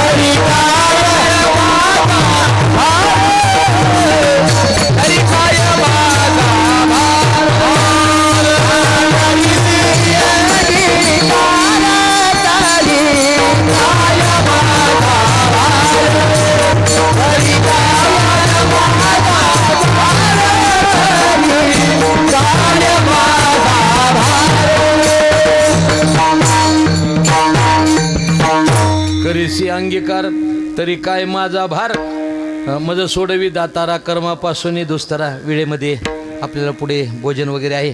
9ला आपण कीर्तनाचे वेळेमध्ये कीर्तनाची सांगता करायची. पण सांगत असताना असं नाही म्हणणार मी की या वर्षी 2 प्रमाणं सोडून पुढच्या वर्षी 2 सोडू, असं नाही म्हणणार, असं नाही म्हणणार. हां, नाहीतर काय होतं, पुढच्या वेळेचं मुख्यमंत्रीपद लगेच जुळून घेतात लोक, हे की नाही. मी तसं नाही म्हणणार. 4 प्रमाण आहेत, बरोबर 4 प्रमाणामध्ये वेळेवर सोडवणार आणि माझ्या कीर्तनाची मी वेळेवर सांगता करणार. करीसी अंगीकार तरी काय माझा भार. गुरुवर यांच्या मुखामधून ऐकलेलं उदाहरण देतो. एक साधू महात्मा तपश्चर्या करण्याकरता बसला आणि बसल्यानंतर तिथे एक उंदीर आला. आल्यानंतर साधू महात्म्याच्या मांडीखाली गेला. गेल्याबरोबर साधूने विचारलं, काय रे कशापासून भीती तुला? त्याने सांगितलं, मांजर पाटे माझे लागले त्याच्यापासून मला भीती आहे. मग ते म्हणले, मी तुला आशीर्वाद देतो, काय कर, उंदिराचा जन्म आहे ना, त्याच्यामधून तो मुक्त होशील आणि कोणशील, मांजर होशील. मांजर झालं. मांजर झाल्यानंतर तिथे येऊन बसल्यानंतर पुन्हा घाई गडबडीनं आलं, मांडीखाली गेल्यावर त्याने विचारलं, काय झालं? ती म्हणले, माझ्या पाठीमागं कुत्रा लागला. बरं का, मग आता काय करायचं? ते म्हणले, मग आता बदल करू का, राज्यमंत्री कॅबिनेट मंत्री आहे की नाही, मग तुला जरा वरचं पद देतो. मग त्यानं त्या ठिकाणी कुत्रा केल्यानंतर बाहेर गेल्यानंतर त्याच्या पाठीमागं लागला वाघ लागल्यानंतर साधूला सांगितलं, बाबा आता माझ्या पाठीमागे वाघ लागलाय. अंगीकार केल्यानंतर काय होतं बघा. वाघ लागला म्हटल्यानंतर ते म्हणले, आता तुला मी वाघ करतो. आपल्या मराठवाड्यामध्ये जरा एक शब्द आहे बघा, काय चाललंय वाघा, आहे की नाही. आता ते मला काही जमत नाही, आपण काही इकडे राहत नाही त्याच्यामुळं, पण ते ऐकलेलं आपण. काय चाललंय वाघा. आता वाघा जर म्हणलं तर त्याचे बाह्य स्फुरण पावतात आहे की नाही. मग त्यावेळेला त्याला सांगितलं, मग याला तर वाघच केलं होतं. मग यानं विचार केला, आपल्याला ज्यानं उंदराचं मांजर, मांजराचं कुत्रा, कुत्र्याचं वाघ केलंय, पण आपलं जर हे पद कायम ठेवायचं असेल तर काय करावं लागेल, त्याला समाप्त केल्याशिवाय बोला की. आणि असेच लोक निघाले तुम्हाला सांगतो. मग परिणाम काय झाला, त्याने विचार केला की आता आपण पाठीमागे 2-3 पावलं सरकायचं आणि साधूला समाप्त केलं की आपण वाघपणा कायम त्या ठिकाणी राहील. पाठीमागे सरकल्याबरोबर त्यांच्या लक्षात आलं, साधूशी नकळे दुर्जनाची बुद्धी. पण काही वेळा देवाची कृपा झाली की देव जर चतुर असेल तर संत महात्मे सुद्धा चतुर आहेत. त्याने लक्षात आलं की आता हा आपल्याला समाप्त करणार. त्याने पटदिशी त्या ठिकाणी सांगितलं, जा तू उंदीर होशील. अंगीकार केला, पण ज्यानं अंगीकार केला त्याच्याच घाताला त्या ठिकाणी कारणीभूत ठरला. करीशी अंगीकार तरी काय माझा भार. देवा तू जर माझा अंगीकार केलात तर माझा कोणत्याही प्रकारचा भार तुझ्यावर त्या ठिकाणी होणार नाही. म्हणून करीशी अंगीकार तरी काय माझा भार. मज सोडवी दातारा कर्मापासून दुस्तरा विढोबार कुमार.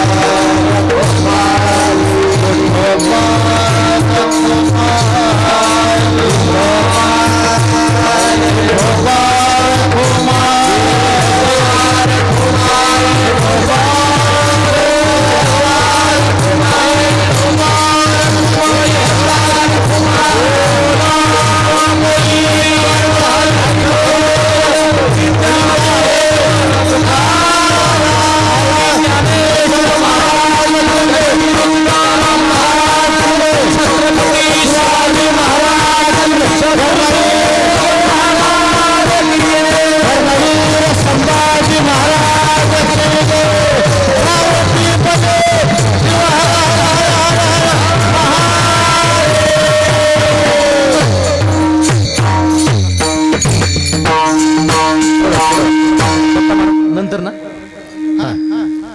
मज सोडवी दातारा कर्मापासून दुस्तरा. काय व्हायचं, एवढी सर्व मंडळी आली आणि आपण जर चाल नाही दिली तर पुन्हा आमची देशमुखाची गादी पुन्हा धोक्यात यायची अजून. त्याच्यामुळं पुन्हा लोक म्हणायचे आम्हाला तिकीट दिलं नाही, असं होतं ना बरेच वेळा. त्याच्यामुळं जे आपली काही सर्व मित्रमंडळी या ठिकाणी आलेले आहे, शेवटचं एक प्रमाणे त्याचं उत्तर देतो. माझ्या वेळेमध्ये कीर्तनाची सांगता करतो. मला एक जगद्गुरु तुकोबर आहे आणि छत्रपती शिवाजी महाराजांचं एक उदाहरण द्यायचं आहे. आणि मला आता दत्ता महाराजांनी सांगितलं, आपल्याकडे ती आरती आहे का छत्रपती शिवाजी महाराजांची, ना त्याला ते काढ म्हणा, त्याच्या इथून मोबाईलमध्ये काढ म्हणा, ते लावायचे आणि ती आरती म्हणायची बरं का आपल्याला. शिवाजी महाराजांची आज आरती म्हणायची ते. हां बरं, हां तेच की झाल्यावरच की आपल्याला पुष्पवृष्टी करायची छत्रपती शिवाजी महाराजांवर, बरोबर आहे ना दत्ता महाराज. आणि त्या दृष्टिकोनातून मग कीर्तनाची त्या ठिकाणी सांगता होईल. महाराज करीशी अंगीकार तरी काय माझा भार. आणि जगद्गुरु तुकोबारा शेवटच्या प्रमाणामध्ये सांगतात, जीवीच्या जीवना आणि तुका म्हणे नारायणा. या प्रकारानं सर्वांचा सांभाळ करणारा जर कोण असेल तर तो एक भगवान परमात्मा आहे. त्याचं उत्तर देतो आणि माझ्या कीर्तनाची मी सांगता करतो. काय झालं माहिती आहे का, हेच शरीर चालणारं, हे शरीर बोलणारं, हे ऐकायला लावणारं जर कोण असेल तर तो एक भगवान परमात्मा आहे. लक्ष्मी आणि नारायण दोघेजण एका ठिकाणी बसले, प्रमाणे बघा गोड. आणि दोघेजण बसल्यानंतर परिणाम काय झाला की तिथून एक प्रेतयात्रा अशी निघालेली. जात असताना काही लोक त्या प्रेतावर पैसे टाकत होते आणि काही लोक पैसे पाठीमागं गोळा करत होते. गोळा करत असताना लक्ष्मी नारायणाला म्हणू लागली, काय नारायणा तुम्हाला कोणी विचारत नाही, लोक मलाच विचारतात. अशा बऱ्याच लक्ष्मी म्हणतात. तुमच्या लक्षात येते का नाही बघा, नाही तर द्या सोडून. अशा बऱ्याच लक्ष्मी म्हणतात. ही काही साधी गोष्ट नाही. आता ह्या मुख्यमंत्र्याच्या लाडक्या बहिणी आहेत, आहे की नाही. आता यांना पगार आहे 1,500 रुपये, आहे की नाही. हां, पण आता समाधान महाराज त्याच्यामध्ये सरकारनं काही त्रुटी काढल्यात. कोणत्या, जिच्या नावावर 4 चाकी गाडी तिची पगार बंद, बरं का. जिच्या नावावर 4 चाकी गाडी तिची पगार बंद. त्याच्यामध्ये काही महिला बसेनात. पुन्हा सरकारनं नियम काढला, जिच्या नावावर 2 चाकी गाडी तिची पगार बंद. त्याच्यामध्ये काही बंद झाल्या.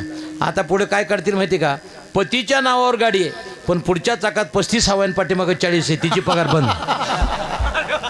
नाही आता आपण नियमातच बसेना ना, काय करता माहिती आहे का. म्हणजे परिस्थिती अशी आहे. माझं एक मत आहे, हे विनोद म्हणून नाही, मी खरी गोष्ट सांगतो. माझं एक मत आहे, तुम्ही आम्हाला लाडकी बहीण योजना देऊ नका, लाडका भाऊ देऊ नका, लाडका आजोबा देऊ नका.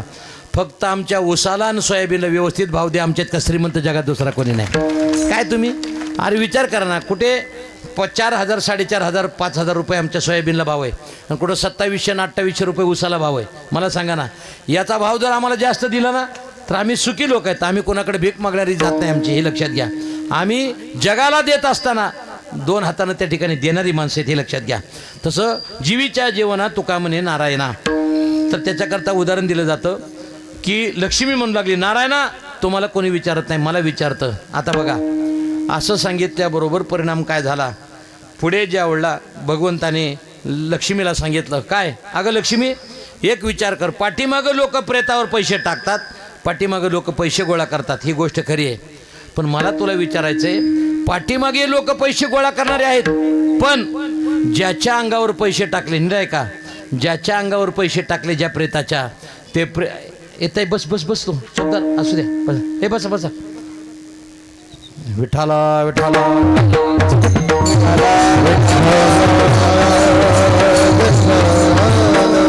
त्या प्रेतावर पैसे टाकायला चालू आहेत, पाठीमागं पैसे गोळा करायला चालू आहेत. मग त्यावेळेला भगवंताने विचारलं, लक्ष्मी पाठीमागं पैसे त्या ठिकाणी लोक गोळा करतात, काही जण पैसे टाकतात, ही गोष्ट खरी आहे. पण ज्या प्रेतावर पैसे टाकतात ते प्रेत मात्र पैसे घ्यायला उठत नाही. लक्ष्मी म्हणली, बहुतेक त्याच्यात नारायण निघून गेला काय की, बहुतेक याचा अर्थ चाले हे शरीर कोणाचे सत्य, कोण बोलवी ते हरी, देखवी ऐकवी एक नारायण, तयाचे भजन चुकू नको. मग काय करा, सर्व जगाला तारणारा जर कोण असेल तर तो एक भगवान परमात्मा आहे. तुम्ही म्हणाल कसं काय, सांगतो ना. कोरोना दिसत नव्हता पण कोरोनानं माणसं मारली, कोरोना दिसत नव्हता पण कोरोनानं माणसं मारली, पण भगवान परमात्मा दिसत नाही पण त्यानं आपल्याला वाचवलं, हे मानायला काय हरकत आहे. याचा अर्थ जीवीच्या जीवना तुका म्हणे नारायणा, मज सोडवी दातारा, कर्मापासून दुस्तरा, ज्ञानेश्वर माऊली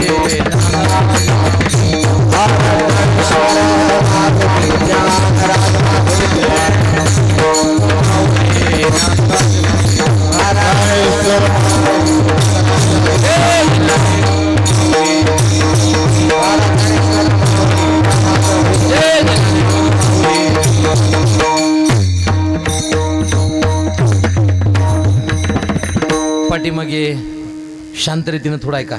पाठीमागे काही दिवसापूर्वी भिवंडीला हिंदू आणि मुस्लिम यांची फार मोठी दंगल झाली. हे मला छत्रपती शिवाजी महाराजांबद्दल सांगायचं आहे, माझ्या कीर्तनाची सांगता करायची.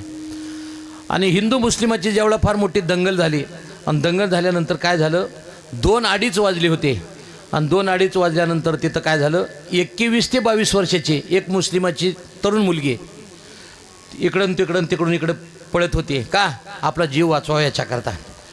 मग 1:30-2 वाजल्यानंतर ती 21-22 वर्षाची मुस्लिम समाजाची मुलगी त्या ठिकाणी इकडं सैरावैरा पळते आणि पळत असताना तितक्यात काय झालं, दरवाजा बंद होता पण खिडकी मात्र उघडी होती.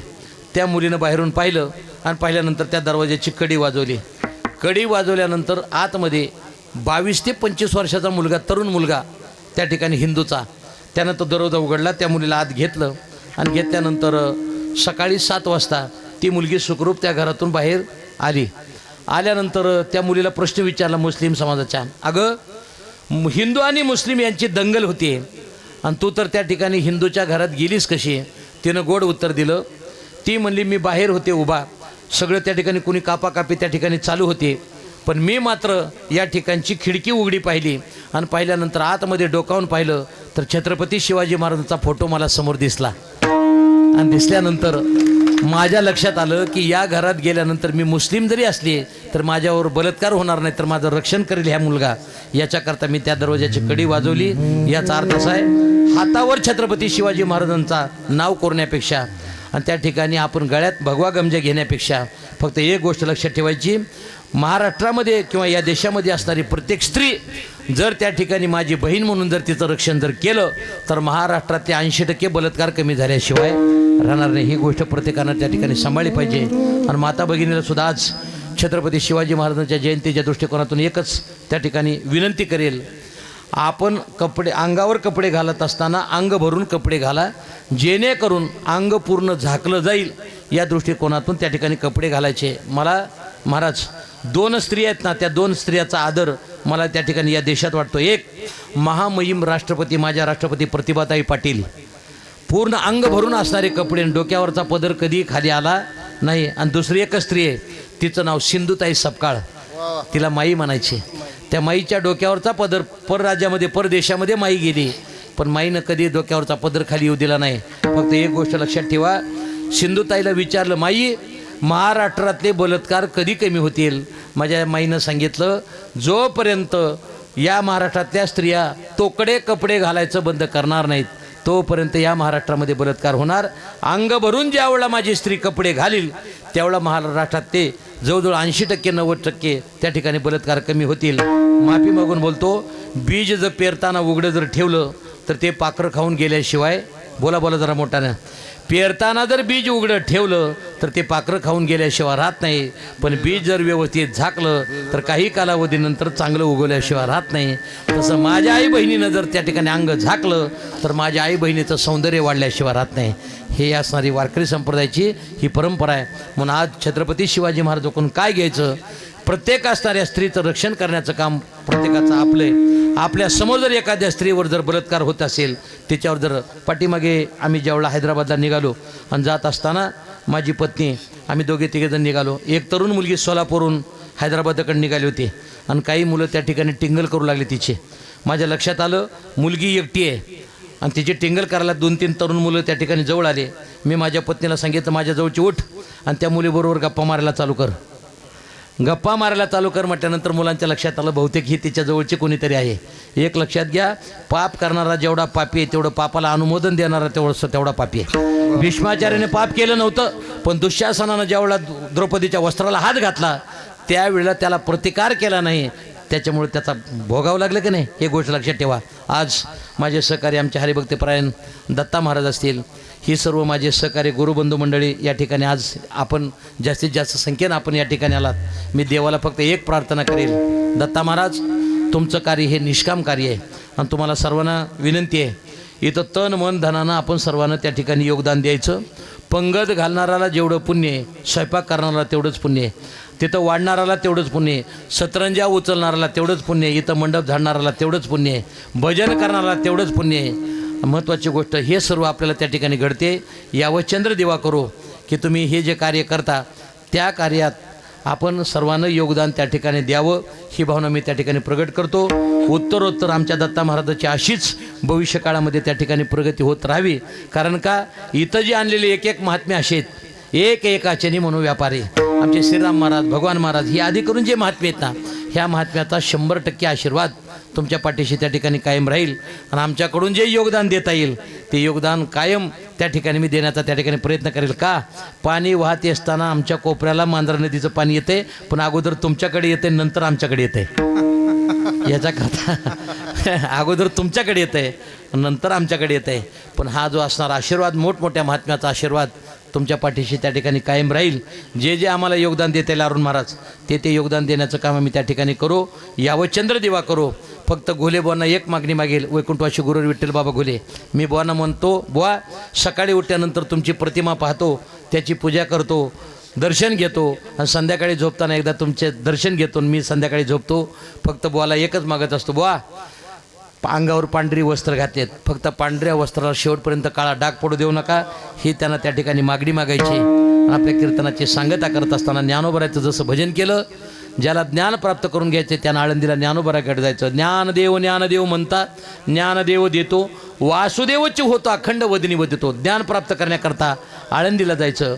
वैराग्य प्राप्त करायचं असेल तर देहुला जगद्गुरू तुकोबराकडे जायचं. शांती प्राप्त करून घ्यायची असेल तर पैठणला आमच्या एकनाथ महाराजाकडे जायचं. भक्तिप्रेम मिळवायचं असेल तर पंढरपूरला आमच्या नामदेवरायकडे यायचं. आणि श्रीगुरूवर श्रद्धा कशी असावी हे पाहायचं असेल तर पिंपळनेरला निळोबाराकडे जायचं. आणि शेवटचा महत्त्वाचा मुद्दा आहे का, ज्याच्या जीवनामध्ये काहीच करायचं नाही त्यानं मात्र गावीच मरायचं, तिकडं ताप द्यायला यायचं नाही. हे सुद्धा महत्त्वाचं आहे ना. म्हणून सर्वांना विनंती आहे, मृदंगाचार्याने आमच्या अनुभव मृदंग वडून वाजवा, टाळकऱ्याने टाळ वडून वाजवा आणि बसलेल्या मंडळीनं टाळी वाजवा आणि गोड असं तुकाराम भजन होईल. आणि अंतर्गत निवृत्ती ज्ञानदेव, सोपान मुक्ताबाई, एकनाथ नामदेव तुकाराम हे भजन होईल आणि कीर्तनाची सांगता होईल. वाजवा टाळ्या. तुकाराम तुकाराम तुकाराम तुकाराम. टाळी टाळी. हातवर करा,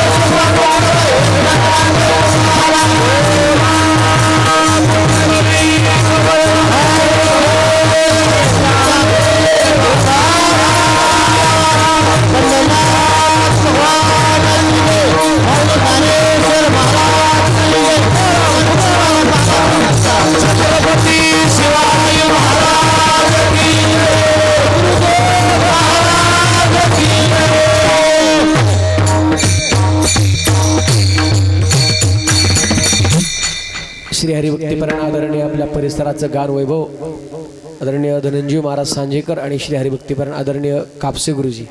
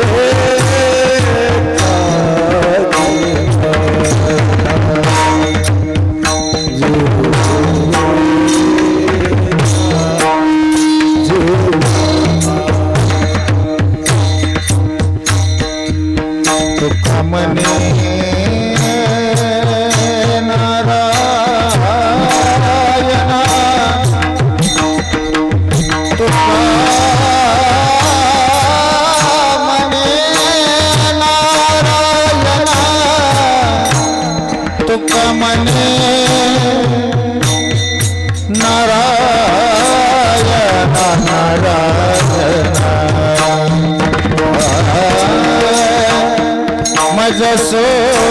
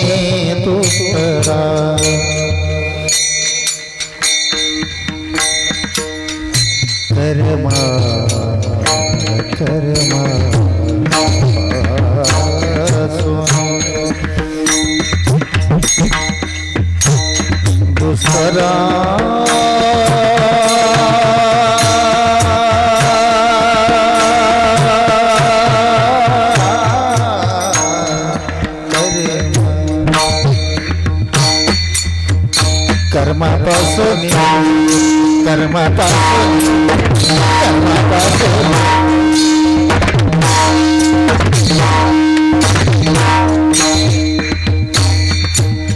दुष्करा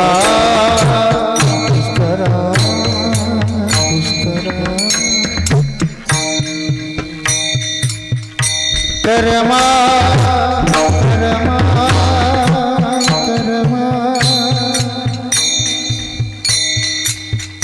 पासोनी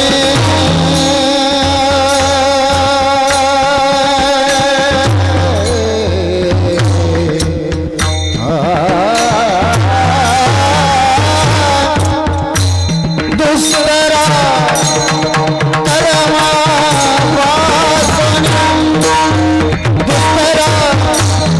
दुष्करा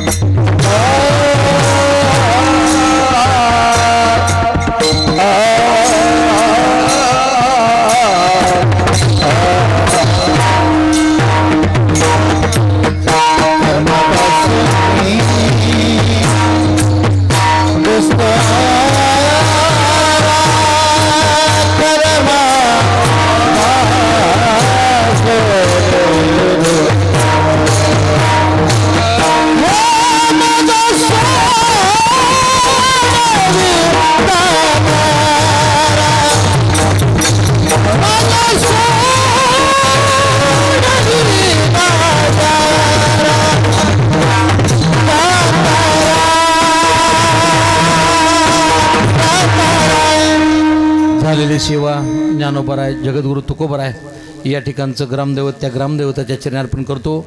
या उत्सवाला सुरुवात करून आपण जर विचार केला तर 25 वर्ष होतात. 12 वर्ष झालं एक तपपूर्ती होती, 25 वर्ष झालं की रौप्य महोत्सव, 50 वर्ष झालं की सुवर्ण महोत्सव, 75 वर्ष झालं की अमृत महोत्सव आणि 100 वर्ष झालं की शताब्दी. या दृष्टिकोनातून हा उत्सव होतोय. एक अर्धा मिनिट फक्त घेतो. माझ्या घराण्यामध्ये आलेली सेवा आहे 340 वर्षापासून परंपरेनं वैकुंठवासी श्री गुरु जगन्नाथ महाराज देशमुख म्हणून ही परंपरा त्या ठिकाणी चालत आली. जगद्गुरु तुकाराम महाराजांची तृतीय चिरंजीव तपोनिधी नारायण महाराज यांच्यावर जगद्गुरु तुकोबराच्या पादुका घेऊन ज्ञानोबराय तुकोबराचा पालखी सोहळा यांनी चालू केला. आणि चालू केल्यानंतर 27 जण त्याच्यामध्ये म्हातारबाबा पातोडकर, माजलगाव तालुक्यामध्ये पातोड म्हणून आहे, म्हातारबाबा पातोडकर, माई दिंडी, चंद्रभागा माई दिंडी, अशा केसापुरीकर, म्हातारबाबा खनेपुरीकर, अशा 27 दिंड्या परंपरेच्या आणि श्री गुरु जगन्नाथ महाराज तपोनिधी नारायण महाराज तुकोबराच्या पादुका ज्ञानोबराच्या पादुका घेऊन जाताना लासूरने म्हणून गाव आहे तुकोबराच्या पालखी सोहळ्याबरोबर. त्यावेळेला महाराजांनी आता सांगितलं, मी आता काही इथून तुमच्याबरोबर नाही, पण महाराजांनी शेवटचा अभंग माझ्या वडिलाची मिराशे का देवा हा अभंग म्हणून आमच्या जगन्नाथ महाराजांनी त्या ठिकाणी प्राण सोडला.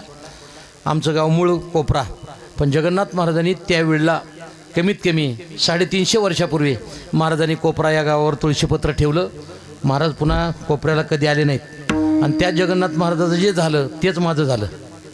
मला सुद्धा मी कोपऱ्याला कधी जात नाही, माझं गाव म्हणून मी कोणाला सांगत नाही. मी कोपऱ्याला जात नाही, फक्त कधी ऊस वगैरे जायचं असलं तर ते सांगत असतो त्या शेतकऱ्याला, तू कसा घालवायचा काय करायचं तुझी तू बघ. पण मी कोपरा या गावी फक्त जातो कीर्तनाला, पण असं व्यवहाराकरता शेत करण्याकरता मी कधी जात नाही. काय जाणून नियत अशी ठरलेली असेल की त्या जगन्नाथ महाराजाचं जसं जीवन आहे तसं आपण तेवढे त्यागी होऊ शकत नाही. पण तीच वेळ माझ्यावर येऊन ठेपायची वेळ ती आली दुर्दैवानं. आणि मी त्या दृष्टिकोनातून जगन्नाथ महाराज गेल्यानंतर चोपदार होता बाजूला, चोपदारानं विचार केला महाराज गेले मी कशाला राहायचं, म्हणून आमच्या चोपदारांनी 15-20 मिनिटामध्ये प्राण सोडला. आज जगन्नाथ महाराजांची समाधी आणि चोपदाराची समाधी दोन्ही समाध्या त्या ठिकाणी आहेत. अजूनही तुकोबराचा पालखी सोहळा तिथे थांबतो. माझ्या वडिलाची मिराशे का देवा, आरती ज्ञानराजा, आरती तुकारामा या दृष्टिकोनातून आरती होते आणि पुढे पालखी सोहळा त्या ठिकाणी चालतो. 94 या साली आता मला हे सांगायचं आहे, गुरुवर्य श्रीराम महाराज विडेकर आणि हरिभक्तपरायण त्या ठिकाणी संदीप महाराज सेवक रामकृष्ण महाराज वरगावकर यांनी मला जोग महाराज वारकरी शिक्षण संस्थेमध्ये नेलं आणि त्यावेळीपासून वारकरी संप्रदायाचा प्रचार आणि प्रसार आम्ही परंपरेने त्या ठिकाणी करतो. महाराज फक्त एक गोष्ट लक्षात ठेवायची, परमार्थामध्ये कधी पैसा कमी पडत नाही, कधीच नाही पडत. आज मी इथं ठामपणानं सांगतो, कधीच पैसा कमी पडत नाही. फक्त ज्या महाराजाला ज्या कामाकरता पैसा दिला समाजानं त्या कामाकरताच फक्त त्यानं पैसा वापरायचा. हे जर केलं ना, समाज एवढा देतो महाराज, एवढा देतो. मी 1.5 ते 2.25 कोटीचं काम पंढरपूरला केलं, आळंदीला 1.5-2 कोटीचं काम केलं. आता बोराडे महाराजांची ज्या ठिकाणी जागा आहे त्याच्या समोरच 20 गुंठे मी जागा घेतली. ही समाजानं पैसा दिला महाराज. फक्त समाजाच्या एकदा मनात उतरलं ना 100% ते हृदयामध्ये घेतात. मग काय करायचं, हृदयामध्ये स्थान करायचं. काय होतं, वाहनातून खाली उतरल्यानंतर पुन्हा वाहनात बसता येतं, पण समाजाच्या मनातून जर एकदा महाराज उतरला ना पुन्हा त्याच्या मनात बसता येत नाही. या दृष्टिकोनातून तुम्ही कार्य करा. ही जगन्नाथ देशमुख सांगतोय, तुम्हाला काही कमी पडणार नाही. हजारो लोक तुम्हाला मंदिराकरता दान देतील, हजारो लोक देतील. आपण जे कार्य करत राहा, असंच सगळ्यांचं योगदान घडत राहावं ही भावना मी प्रगट करतो. सेवेला पूर्ण राम देतो. विठ्ठल जय जय